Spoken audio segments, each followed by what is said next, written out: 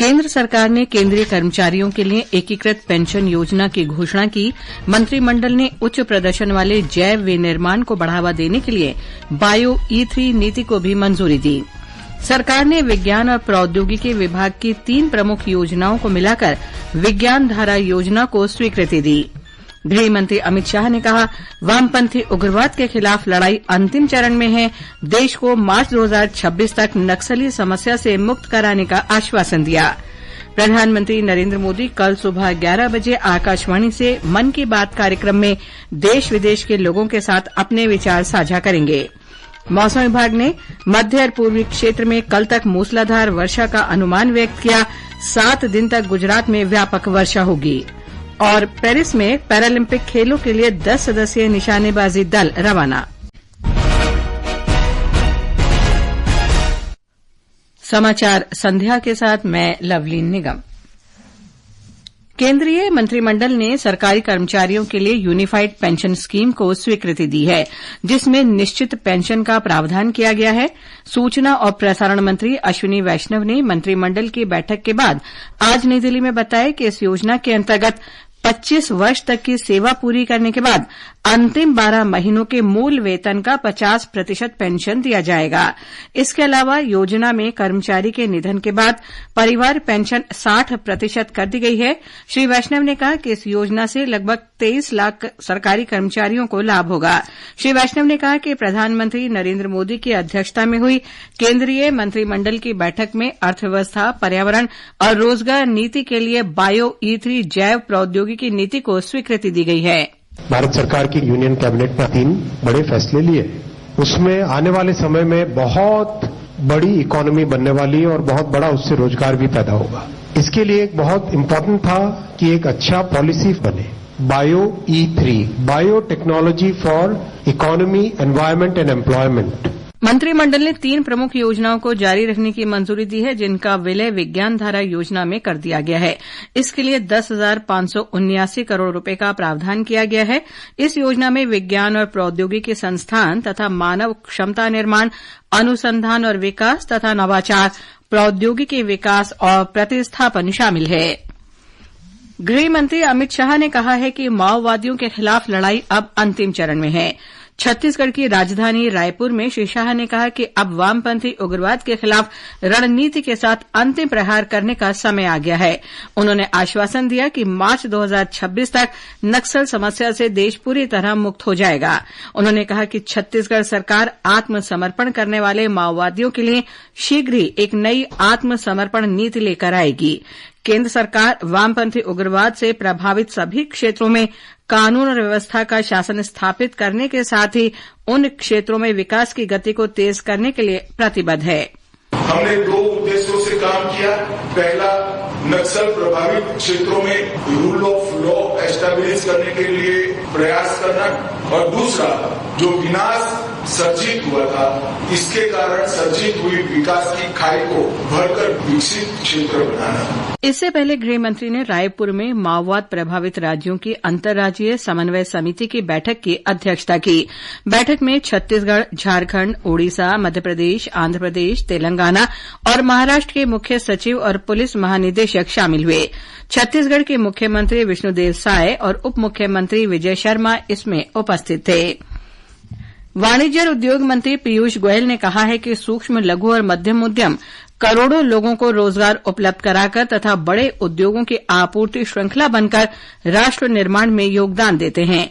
श्री गोयल ने नई दिल्ली में कहा कि एमएसएमई बड़े उद्योगों और कारोबारियों के लिए उपभोक्ता और आपूर्तिकर्ता के रूप में काम करते हैं। उन्होंने कहा कि एमएसएमई देश के विकास में महत्वपूर्ण भूमिका निभाते हैं। एमएसएमई भारत के टूरिज्म में बहुत इम्पोर्टेंट रोल प्ले करते हैं, भारत के इंफ्रास्ट्रक्चर डेवलपमेंट में बहुत इम्पोर्टेंट रोल प्ले करते हैं, भारत के निर्यात में, एक्सपोर्ट में बहुत इम्पोर्टेंट रोल प्ले करते हैं। तो एमएसएमईज का काम कभी नकारा नहीं जा सकता।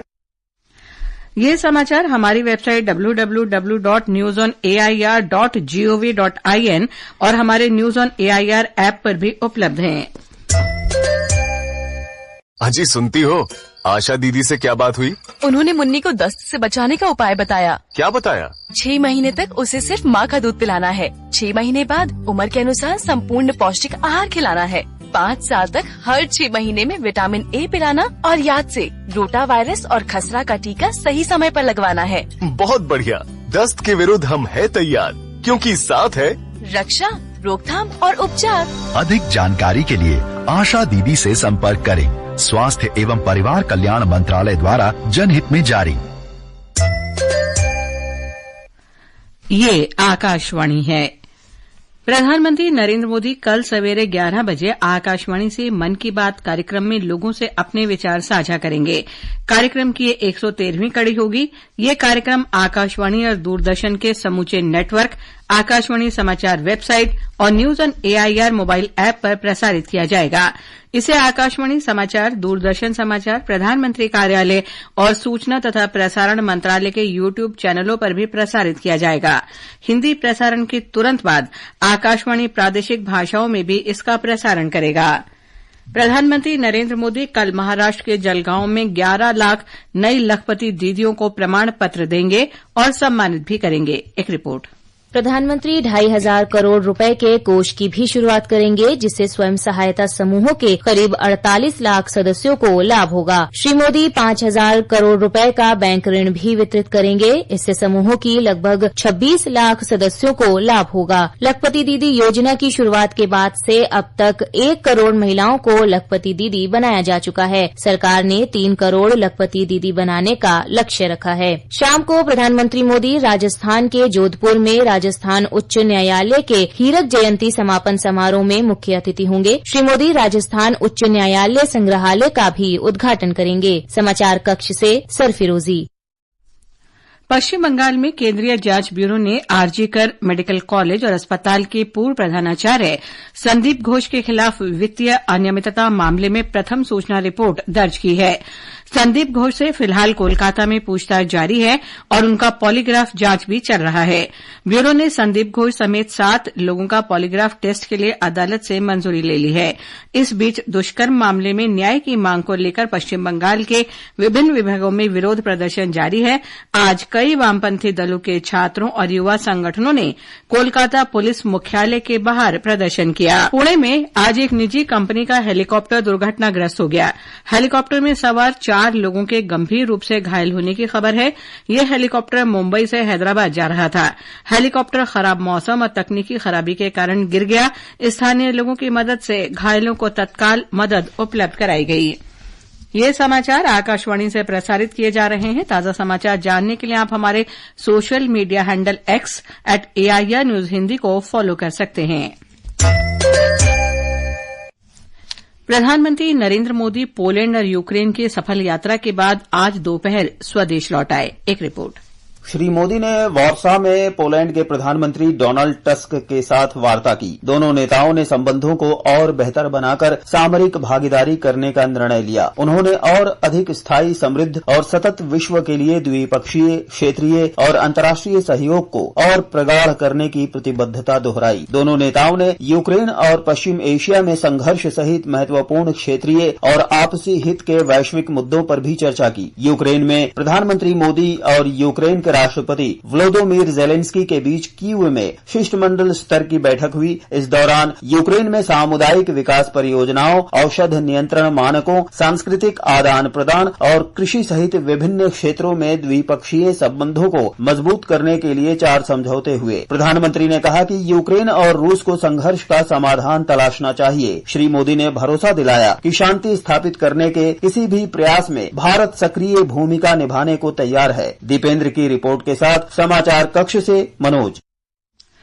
भारत सिंगापुर मंत्री स्तरीय गोलमेज बैठक का दूसरा दौर सोमवार को सिंगापुर में होगा। वित्त मंत्री निर्मला सीतारामन, विदेश मंत्री एस जयशंकर, वाणिज्य और उद्योग मंत्री पीयूष गोयल और सूचना प्रसारण मंत्री अश्विनी वैष्णव बैठक में शामिल होंगे। इस दौरान सभी केंद्रीय मंत्री अपने समकक्षों के साथ बैठकें करेंगे और शीर्ष नेतृत्व के साथ मुलाकात करेंगे। ब्राजील के विदेश मंत्री मोरो विएरा कल 4 दिन की भारत यात्रा पर नई दिल्ली पहुंचेंगे। विदेश मंत्री एस जयशंकर और श्री विएरा मंगलवार को 9वीं भारत ब्राजील संयुक्त आयोग की बैठक की सह अध्यक्षता करेंगे। इस यात्रा के दौरान दोनों देशों की रणनीतिक भागीदारी को और मजबूत करने का अवसर मिलेगा और विभिन्न क्षेत्रों में द्विपक्षीय, क्षेत्रीय और बहुस्तरीय क्षेत्र में सहयोग की नई संभावना तलाशी जाएगी। नौसेना का युद्धपोत आईएनएस मुंबई 3 दिन की यात्रा पर सोमवार को कोलंबो पहुंचेगा। इस युद्धपोत की श्रीलंका की पहली और इस वर्ष नौसेना की किसी पोत की 8वीं यात्रा है। इस दौरान आईएनएस मुंबई श्रीलंका वायुसेना के डॉर्नियर समुद्री गश्ती विमान के लिए आवश्यक कलपुर्जे भी उपलब्ध कराएगा। यह युद्धपोत श्रीलंका के नौसैनिकों के साथ खेलकूद, योग सत्र और तटवर्तीय क्षेत्रों में साफ सफाई जैसे कई संयुक्त गतिविधियों में शामिल होगा। अमेरिका के विदेश मंत्री एंटनी ब्लिंकन ने बहुउद्देशीय MH-60R सीहॉक हेलीकॉप्टरों के लिए करीब $5.5 करोड़ के सौदे को मंजूरी दी है। इसमें भारत को पनडुब्बी रोधी सोनोबोयस युद्धक प्रणाली और संबंधित उपकरण उपलब्ध कराए जाएंगे। रक्षा सुरक्षा सहयोग एजेंसी और अमेरिकी कांग्रेस ने इसको मंजूरी दी है। बाइडेन प्रशासन ने कहा है कि यह सौदा अमेरिका के प्रमुख रक्षा भागीदार भारत के साथ द्विपक्षीय सामरिक संबंधों को सुदृढ़ करेगा। मौसम विभाग ने छत्तीसगढ़, ओडिशा, पश्चिम राजस्थान, पूर्वी मध्य प्रदेश और पश्चिम बंगाल के गांगेय क्षेत्र में कल तक तेज वर्षा की आशंका जताई है। मिजोरम, त्रिपुरा, गुजरात, गोवा, मध्य महाराष्ट्र में भी अगले 2 दिन के दौरान तेज वर्षा की आशंका है। मौसम विभाग ने अगले 7 दिन में पूरे गुजरात में व्यापक वर्षा की भविष्यवाणी की है। अगले 24 घंटों में अमरेली, भावनगर, सूरत और भरूच जैसे तटीय जिलों में मूसलाधार बारिश का रेड अलर्ट जारी किया गया है। इस बीच आज राज्य में कई हिस्सों में तेज वर्षा हुई, जिससे निचले इलाकों में जल भराव हो गया। त्रिपुरा की राजधानी अगरतला में आज मुख्यमंत्री मानिक साह की अध्यक्षता में सर्वदलीय बैठक में बाढ़ की स्थिति पर चर्चा की गई। श्री साह ने कहा कि प्रारंभिक अनुमानों के अनुसार राज्य को बाढ़ से 15,000 करोड़ रुपए का नुकसान पहुंचा है। खेल मंत्री मनसुख मांडविया ने देशवासियों से 29 अगस्त को राष्ट्रीय खेल दिवस पर अधिक से अधिक भागीदारी का आह्वान किया है। श्री मांडविया ने प्रधानमंत्री के फिट इंडिया मूवमेंट को आगे बढ़ाने पर जोर देते हुए कहा कि ये सभी की जिम्मेदारी है कि वो अपने स्वास्थ्य को बनाए रखें। राष्ट्रीय खेल दिवस है और प्रधानमंत्री जी ने सही कहा है, आप खेलोगे आप खिलोगे। इसलिए हम सब लोग 29 अगस्त के दिन 1 घंटे के लिए अपने जिस खेलों में रुचि हो उस आउटडोर गेम्स खेले और अपने स्वयं को फिट रखे। पेरिस में पैरालंपिक खेलों के लिए 10 सदस्यीय निशानेबाजी दल रवाना हो गया है। एथलीटों में मनीष नरवाल, अमीर अहमद भट्ट, रुद्रांश खंडेलवाल, अवनी लेखरा, मोना अग्रवाल, रुबीना फ्रांसिस, स्वरूप महावीर, उन्हालकर, सिद्धार्थ बाबू, श्रीहर्ष देवरेड्डी और निहाल सिंह शामिल हैं। शूटिंग कार्यक्रम 30 अगस्त को प्रसिद्ध चिटेरॉक्स शूटिंग सेंटर में शुरू होगा। टोक्यो पैरालंपिक में भारतीय दल ने 2 स्वर्ण, 1 रजत और 1 कांस्य पदक जीता था। टीम इंडिया के स्टार बल्लेबाज शिखर धवन ने क्रिकेट के अंतर्राष्ट्रीय घरेलू सभी फॉर्मेट से संन्यास लेने की घोषणा की है। बाएं हाथ के इस बल्लेबाज ने सोशल मीडिया पर प्रशंसकों के नाम एक भावुक वीडियो पोस्ट के जरिए इसका ऐलान किया। 38 वर्ष के शिखर धवन ने 2004 में दिल्ली के लिए अपने प्रथम श्रेणी करियर की शुरुआत की थी। विख्यात सरोद वादक उस्ताद अमजद अली खान ने आज नई दिल्ली के आकाशवाणी परिसर के रंग भवन में आजादी संगीत सम्मेलन के आयोजन के अंतर्गत एक कार्यक्रम प्रस्तुत किया। इस अवसर पर पूर्व केंद्रीय मंत्री स्मृति ईरानी और आकाशवाणी की महानिदेशक मौसमी चक्रवर्ती भी उपस्थित थीं। समारोह में उस्ताद अमजद अली खान और उनके परिवार को आकाशवाणी द्वारा सम्मानित किया गया। अंत में मुख्य समाचार एक बार फिर। केंद्र सरकार ने केंद्रीय कर्मचारियों के लिए एकीकृत पेंशन योजना की घोषणा की। मंत्रिमंडल ने उच्च प्रदर्शन वाले जैव विनिर्माण को बढ़ावा देने के लिए बायो E3 नीति को भी मंजूरी दी। सरकार ने विज्ञान और प्रौद्योगिकी विभाग की 3 प्रमुख योजनाओं को मिलाकर विज्ञान धारा योजना को स्वीकृति दी। गृह मंत्री अमित शाह ने कहा, वामपंथी उग्रवाद के खिलाफ लड़ाई अंतिम चरण में है। देश को मार्च 2026 तक नक्सली समस्या से मुक्त कराने का आश्वासन दिया। प्रधानमंत्री नरेंद्र मोदी कल सुबह 11 बजे आकाशवाणी से मन की बात कार्यक्रम में देश विदेश के लोगों के साथ अपने विचार साझा करेंगे। और पेरिस में पैरालंपिक खेलों के लिए 10 सदस्यीय निशानेबाजी दल रवाना।